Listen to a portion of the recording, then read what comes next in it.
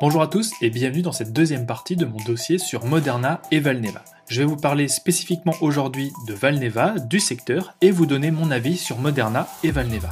Pour ceux qui débutent par mon article sur Valneva, je vous conseille également de lire ou d'écouter mon premier dossier sur Moderna car j'aborde beaucoup d'aspects qui concernent aussi Valneva. C'est parti! Alors, Valneva est une société française de vaccins spécialisée dans la prévention des maladies engendrant des besoins médicaux importants non satisfaits. Le portefeuille de produits de Valneva inclut 2 vaccins du voyageur, l'Ixiaro contre l'encéphalite japonaise et le Dukoral pour la prévention du choléra et dans certains pays de la diarrhée. Le groupe dispose également d'un portefeuille de vaccins en développement dont le seul candidat vaccin en développement clinique contre la maladie de Lyme, ce vaccin est aussi développé avec Pfizer, ainsi que le seul candidat à injection unique contre le chikungunya. Le groupe est également en phase finale, la phase 3, pour son vaccin contre le Covid. En 2021, la grande majorité des ventes du groupe, 80%, proviennent de ces 2 vaccins contre l'encéphalite japonaise, grâce notamment à un gros contrat avec l'armée américaine. Ainsi, la majorité du chiffre d'affaires est pour le moment réalisée aux US. Un point de contexte, c'est qu'avant le Covid, le flux de voyageurs allant notamment en Asie était bien plus important qu'en 2020 ou qu'à l'heure actuelle. Et en conséquence, les ventes de Dukoral et de Ixiaro à destination des voyageurs étaient bien plus importantes. Les ventes de ces 2 vaccins ont baissé de respectivement moins 47% et moins 58% en 2020. Et donc le redressement du tourisme à l'international, notamment à destination de l'Asie, permettra sûrement de faire redécoller les ventes de ces 2 vaccins. Le pipeline de Valneva, lui, il est plus concentré, c'est normal, car l'entreprise elle est plus petite. Le groupe a principalement 3 vaccins en développement, dont 2 en phase 3, celui sur le Covid et celui sur le chikungunya. Celui sur la maladie de Lyme, il est en phase 2. Parlons désormais de l'aspect financier. Le point qui m'intéresse est principalement la trésorerie. Pourquoi ? La première raison, c'est que sur les dernières années, Valneva était faiblement rentable. En gros, ils étaient à l'équilibre, une année en léger bénéfice, une année en légère perte, etc. En conséquence, pour financer ses activités et ses projets de recherche, le groupe doit gérer au mieux sa trésorerie. Tant que le groupe ne générera pas régulièrement des bénéfices, sa situation de trésorerie sera l'élément le plus important. Et l'autre point qui me fait dire que la trésorerie est très importante, c'est que l'entreprise est désormais valorisée presque uniquement pour son potentiel vaccin sur le Covid. Le reste compte actuellement presque pour du beurre. Et donc le challenge de Valneva actuellement, c'est d'avoir les ressources pour pouvoir se développer, fabriquer et vendre beaucoup de vaccins contre le Covid, mais surtout pour préparer l'après. C'est pour cette raison que le groupe profite du contexte pour lever des fonds à moindre coût, sans trop se diluer. Ces levées de fonds sont mauvaises pour les actionnaires à court terme, mais elles sont légitimes d'un point de vue gestion de l'entreprise. Ils ont raison d'en profiter. Juste une petite parenthèse sur le fait que le business compte désormais, le reste du business compte un peu pour du beurre. En fait, dites-vous bien que pour un Sanofi, un vaccin contre le Covid, c'est une cerise sur le gâteau. Mais pour Valneva, en fait, un vaccin contre le Covid, c'est une énorme cerise sur une tartelette. Dit autrement, ce serait plus un gâteau sur une cerise. Le business de Valneva, il devient insignifiant si le groupe arrive à transformer l'essai sur son vaccin sur le Covid. Revenons à l'aspect financier. Alors que le groupe vient récemment de lever des fonds en s'introduisant sur le Nasdaq, sa deuxième cotation, il a une position de trésorerie disponible de près de 330 millions d'euros. Et si le groupe réussit la nouvelle augmentation de capital qu'il vient d'annoncer, sa position de trésorerie pourrait atteindre les 440 millions d'euros. C'est pour moi un élément très rassurant. Le groupe profite du contexte pour augmenter ses réserves. Dites-vous aussi qu'il les augmentera encore plus s'il arrive à vendre son vaccin contre le Covid. Même si les coûts de fonctionnement ont fortement augmenté du fait du développement du vaccin contre le Covid, ces réserves semblent plus que suffisantes pour assurer la survie du groupe, mais surtout financer son développement futur sur les prochaines années. Même si le vaccin anti-Covid fait un flop, ce qui est à mon avis peu probable parce qu'ils vont quand même bien arriver à en vendre, le groupe aura désormais encore plus les moyens de développer d'autres produits. Sur la valorisation, alors ce qu'on peut constater, c'est que le cours de bourse est passé de 2,50€ début 2020 à près de 19€ au moment où j'écris ces lignes. Alors ce qui a changé depuis 2020, c'est le lancement du développement de son vaccin contre le Covid et rien d'autre. Avant 2020, Valneva était valorisé 2,50€ par titre pour tous ses autres vaccins, déjà commercialisés ou en cours de développement. Depuis 2020, la hausse du cours de bourse est pour moi 100% liée au potentiel en termes de vente de son vaccin contre le Covid. Certes, le groupe a profité du contexte pour lever des fonds et donc il a plus les moyens de se développer dans d'autres domaines désormais. Cependant, Valneva n'a pas lancé d'autres programmes de développement et n'a pas développé de nouvelles technologies qui changent la donne comme Moderna. Pour les prochaines années, le consensus table sur une forte croissance des ventes, mais aussi une explosion des bénéfices dès 2022. Alors que le groupe n'a jamais fait, il a fait que quelques millions d'euros de bénéfices en 2018, une perte en 2019. Là, en 2022, le consensus estime qu'il pourrait dépasser les 100 millions de résultats nets. En conséquence, la valorisation actuelle semble déjà valoriser une partie de ce potentiel qui est pour l'instant à confirmer.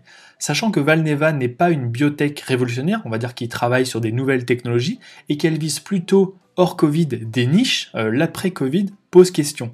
Va-t-elle redevenir par la suite une simple biotech qui fait des vaccins de niche ? C'est pour cette raison, on va dire son potentiel post-Covid, que l'entreprise ne devrait pas avoir, en théorie, des multiples de valorisation très élevés qui sont plutôt réservés aux entreprises à fort potentiel.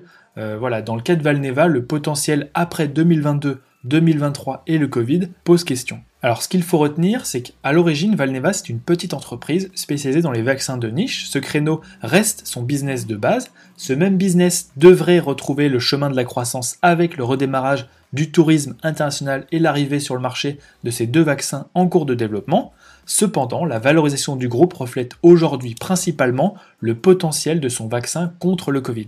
Le potentiel de croissance selon le consensus qui reste à réaliser car aucune vente n'a été concrétisée pour le moment semble déjà bien intégré dans les cours avec un PER proche de 20 fois les bénéfices pour 2023. Alors le point commun entre Moderna et Valneva, en fait, c'est que l'évolution de leur cours de bourse à moyen terme, c'est-à-dire sur 2 à 3 ans, est presque entièrement liée à l'évolution de l'épidémie.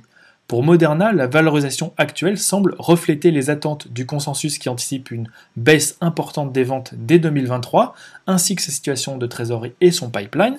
Pour Valneva, le cours de bourse semble également refléter les estimations du consensus, avec une importante progression des ventes d'ici 2023 et une hausse très importante des bénéfices. Sur Valneva, le reste du portefeuille de produits est devenu la cerise sur le gâteau étant potentiellement le vaccin contre le Covid. Pour vous donner mon avis, en fait, je me devais de vous parler du contexte actuel épidémique. Alors, le premier point, qui est un fait incontestable, c'est qu'il y a un vrai effet des vaccins. Même si ce n'est pas parfait, les vaccins permettent de diminuer drastiquement les hospitalisations et la mortalité. J'ai vérifié, même Didier Raoult le dit dans ses dernières vidéos. Le vaccin protège assez bien, cependant il n'empêche pas la contamination et la circulation. Le deuxième point, c'est que le variant mute et pourrait continuer de muter à l'avenir. Alors que la vaccination est assez forte dans les pays développés, mais encore faible dans beaucoup de pays émergents, beaucoup de spécialistes craignent l'apparition de nouveaux variants plus dangereux. Ce qui fait dire à de nombreux spécialistes que le Covid-19 fera sans doute partie de nos vies pour toujours. Il ne sera pas exactement le même, il mutera, mais il continuera de circuler. C'est donc ce deuxième point qui laisse penser que la vaccination pourrait devenir saisonnière, comme la grippe, et ça c'est évidemment potentiellement une nouvelle positive pour les fabricants de vaccins car on va avoir besoin de leur solution de manière récurrente. Est-ce qu'on va devoir se faire vacciner tous les 6 mois ? Je ne le pense pas. Actuellement il y a principalement seulement 2 vaccins sur le marché. Le vaccin d'AstraZeneca il pose des problèmes surtout auprès des jeunes femmes et il n'est plus utilisé pour les personnes de moins de 50 ans. Il est globalement en fait de moins en moins utilisé comme le vaccin Janssen qui est basé sur la même technique. C'est donc principalement le vaccin de Moderna et surtout celui de Pfizer qui sont utilisés. Je tire 2 conclusions de ce phénomène, c'est que petit à petit en fait le degré de sécurité augmente, c'est normal, en fait, c'est le processus. Plus on fait de vaccins, plus on découvre au fur et à mesure de potentiels effets indésirables et au final, ces vaccins sont retirés du marché ou déconseillés pour certaines tranches de population, comme c'est le cas pour AstraZeneca et Janssen. Bref, on garde au fil du temps que les meilleurs. Cependant, et ça c'est ma deuxième conclusion, c'est que leur efficacité semble plutôt faible. Certaines études commencent de démontrer que la protection de ces vaccins baisse d'une manière assez importante au bout de 6 mois. La littérature évolue beaucoup en ce moment et si certains d'entre vous veulent m'éclairer à ce sujet, en commentaire, je suis preneur de vos retours. En attendant, mon ressenti, c'est que les vaccins qu'on a actuellement sont certes efficaces, mais ils ne protègent pas longtemps. Et en conséquence, il y a de fortes chances que d'autres vaccins, tout aussi efficaces, mais en fait qui durent plus longtemps, arrivent sur le marché prochainement. Mon troisième point sur le contexte global, c'est qu'on n'a toujours pas de traitement fiable. Il y a bien des traitements qui améliorent la survie des malades, cependant aucun ne semble pour le moment assez efficace pour pouvoir se passer de la vaccination qui permet de diminuer les hospitalisations.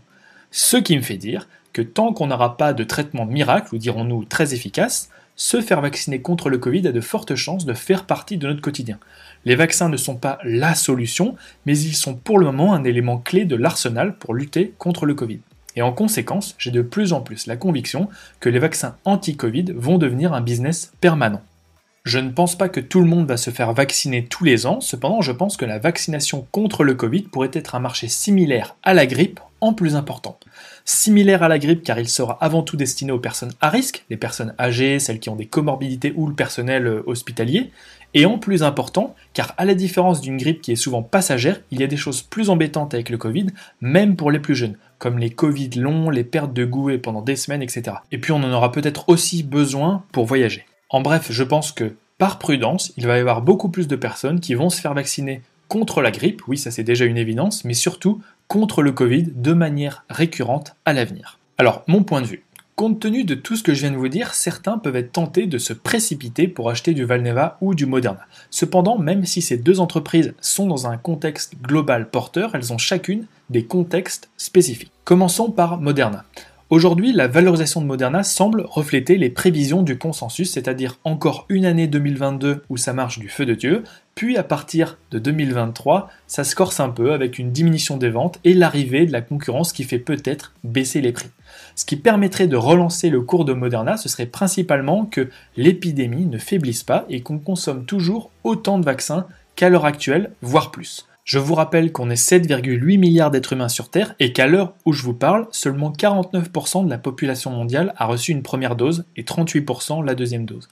En conséquence, on est encore loin d'un pic de production sur les vaccins, tant la demande non satisfaite est importante et potentiellement persistante. À mon avis, ce point ne s'éclaircira pas avant mi-2022. Pour rassurer sur ce point les investisseurs, il faudra que Moderna continue de signer de nombreux contrats d'approvisionnement à un bon prix. L'autre point qui soutiendrait le cours de Moderna serait que l'approvisionnement en vaccins reste tendu. Cela permettrait à Moderna de maintenir ses prix élevés, ce qui serait bon pour ses bénéfices et sa position de trésorerie. Il faut pour cela qu'il n'y ait pas trop de concurrents crédibles. À mon avis, il y en aura certainement sur l'année qui vient. Je pense que l'annonce de nouveaux vaccins fera baisser momentanément le cours de Moderna. Cependant, je ne pense pas qu'il y aura suffisamment de concurrents avant plusieurs années et il leur faudra du temps pour monter en cadence. Le dernier point, c'est sur le reste du pipeline de produits. Le groupe a plein de projets en développement très prometteurs. Cependant, aucun projet n'est actuellement en phase 3 et l'avancement de ces programmes va prendre du temps. Les nouvelles sur ces programmes seront de petites cerises sur le gâteau, mais selon moi, le focus des investisseurs va rester sur les ventes de son vaccin anti-Covid sur les prochains trimestres. En conséquence, si vous êtes un investisseur de long terme, 10 ans et plus, et que vous recherchez des entreprises prometteuses à collectionner, je pense que Moderna peut parfaitement être une de vos positions dans le secteur de la santé. Dans le contexte actuel, rentrer en DCA me paraît être une bonne idée, mais il faut avoir en tête que le cours de bourse a des chances de varier fortement dans les deux sens sur les 2 prochaines années. Si vous êtes plus court-moyen terme, j'aurais tendance à prendre une première position dès maintenant, environ un tiers, puis à compléter cette position sur l'année qui vient au gré de l'arrivée de certains concurrents sur le marché, qui serait un prétexte pour de petites consolidations. Malgré une récente baisse depuis ses plus hauts, le titre reste dans une tendance haussière. Il est très difficile de donner un objectif de cours, mais si le consensus révise à la hausse ses prévisions de BPA pour 2023, le titre pourrait certainement revenir rapidement proche de ses plus hauts, c'est-à-dire proche des 500 $. Passons à Valneva. Alors malgré la baisse du titre qui a suivi l'annonce d'une nouvelle augmentation de capital, la valorisation du groupe reste élevée et valorise déjà une bonne partie du potentiel de croissance attendu par le consensus d'ici 2023. Cependant, le titre a un côté très spéculatif et il a encore beaucoup d'étapes à franchir pour matérialiser ce potentiel. Toutes ces étapes seront autant de bonnes nouvelles qui vont fournir un newsflow très positif au titre. Dans le contexte actuel, où la valorisation représente avant tout l'opportunité du vaccin contre le Covid, les nouvelles sur les autres produits seront reléguées au second rang et ne seront que des petites cerises sur le gâteau. Plus que l'évolution de l'épidémie, c'est un newsflow spécifique au développement commercial de son vaccin contre le Covid qui va porter le cours de Valneva. Et donc voici les nouvelles qui vont soutenir le cours de Valneva sur les prochains mois. Ça sera principalement la publication des résultats définitifs de la phase 3 de son vaccin contre le Covid. Ça peut être aussi l'annonce de la soumission aux autorités européennes des résultats du vaccin sur le Covid, puis dans un second temps son approbation en Europe. L'approbation en Grande-Bretagne de ce vaccin sera toujours un bon signe aussi. Et puis ce sera surtout l'annonce de contrats de fourniture avec l'Union européenne et d'autres pays. En fait, je pense que chaque contrat sera une très bonne nouvelle. Dans une moindre mesure, l'annonce de bonnes nouvelles, que ce soit des résultats positifs ou des contrats sur les autres vaccins du groupe, sera rassurante pour le long terme. En conséquence, si vous êtes un investisseur de long terme, 10 ans et plus, je ne pense pas que Valneva soit une opportunité. Hors Covid, le groupe n'a pas un pipeline, on va dire, très intéressant et je manque d'éléments pour être favorable sur ce dossier.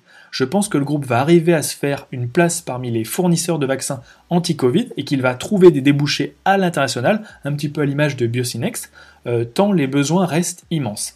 Et ce qui me ferait changer d'avis, c'est si le groupe arrive à se faire une place dans la durée en tant que fournisseur de vaccins anti-Covid. C'est principalement l'après 2023 qui m'empêche d'être favorable à long terme pour le moment. Je vous le rappelle, quand je parle d'investissement à long terme à plus de 10 ans, c'est j'achète maintenant et je ne touche pas les actions pendant 10 ans. En revanche, si vous êtes plus court moyen terme, 2 à 5 ans, j'ai clairement envie d'avoir une position spéculative en Valneva. Pourquoi ? Car l'entreprise a encore beaucoup d'étapes à franchir avant de matérialiser son potentiel. Et donc, chaque nouvelle qui permettra d'apporter de la crédibilité à ce potentiel sera certainement très appréciée des investisseurs. Je pense que l'approbation par les autorités et tous les futurs contrats que va avoir le groupe, on part de zéro, je vous le rappelle, après la résiliation du contrat avec les Anglais, seront autant de bonnes nouvelles qui vont soutenir le cours de bourse. Il est très difficile de donner un objectif de cours. Cependant, j'ai constaté que le consensus n'a pas relevé ses estimations de bénéfices suite à l'annonce des résultats positifs de la phase 3. En conséquence, quand les résultats seront définitifs et que les premiers contrats tomberont, les analystes rehausseront certainement leurs prévisions. Ainsi, je ne serais pas surpris de voir un cours de bourse bien plus haut, je sais pas moi ça peut être 40 €, 60 €, alors que les estimations finalement du chiffre d'affaires semblent pour le moment très prudentes après la résiliation du contrat avec la Grande-Bretagne. Actuellement, le titre souffre de l'annonce de cette nouvelle augmentation de capital, c'est normal, beaucoup d'investisseurs ne s'y attendaient pas et certains en profitent pour prendre des bénéfices. Cependant, une fois réalisé, même avec une décote plus importante que prévu, le cours reprendra le chemin de la hausse dans le sillage du news flow positif qui se profile pour les prochains mois. En conséquence, je pense qu'on peut prendre une première position dès maintenant et on complétera cette position une fois l'annonce de cette levée terminée. Sur les varants, il en existe sur Moderna chez Citi à décembre 2023. Je vous ai mis le détail dans l'article. De toute façon, ils sont à saisir dans des replis et donc c'est pas pour tout de suite. Et sur Valneva, il existe seulement des turbos chez Société Générale et BNP Paribas, principalement BNP Paribas, c'est ceux qui sont actifs. Je vous ai mis le détail dans l'article. Juste pour conclure, un petit mot quand même sur Sanofi. Les abonnés premium du Fortress Club le savent, c'est en ce moment une entreprise que j'aime bien car à la différence de Moderna ou Valneva, elle a clairement un profil défensif qui est attractif en ce moment. Son potentiel futur vaccin contre le Covid pourrait être une cerise sur le gâteau non négligeable en termes de bénéfices, mais le vrai point positif, c'est que cela pourrait raviver l'intérêt des investisseurs de par le monde pour ce dossier qui a été un petit peu délaissé ces derniers temps. Un nouveau vaccin contre le Covid disponible mondialement et rapidement serait un beau coup de projecteur pour Sanofi. Voilà, c'est tout pour aujourd'hui. J'espère que ce dossier sur Valneva et Moderna vous aura apporté quelque chose. Je vous remercie d'avance pour tous vos likes et vos commentaires, ça m'encourage énormément. N'hésitez pas à partager l'article, il est en accès libre et moi je vous dis à très vite pour de nouveaux dossiers sur le Fortress Club.